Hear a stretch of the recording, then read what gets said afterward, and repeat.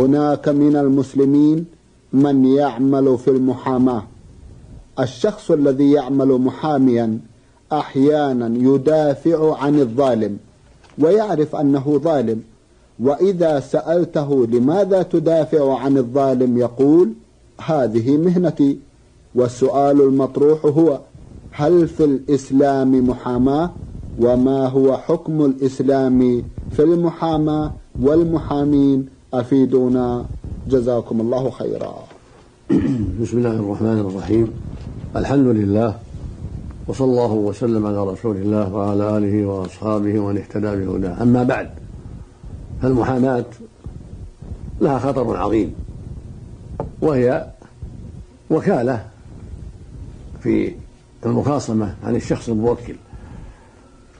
فإن كان الوكيل وهو المحامي يتحرى الحق ويطلب الحق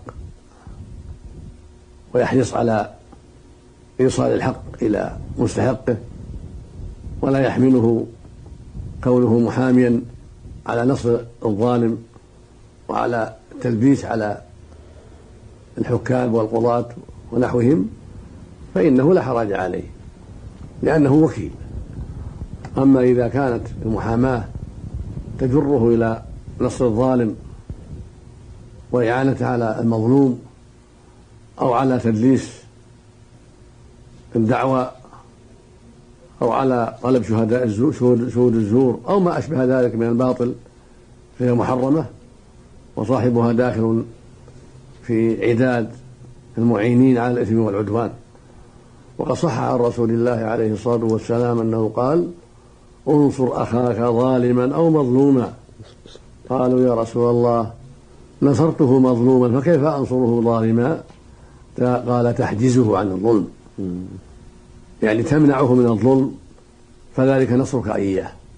فهذا هو نصر الظالم، أن يمنع من الظلم وأن لا يعان على الظلم. فإذا كان المحامي يعينه على الظلم فهو شريك له في الإثم وعمله منكر وهو متعرض لغضب الله وعقابه، نسأل الله العافية.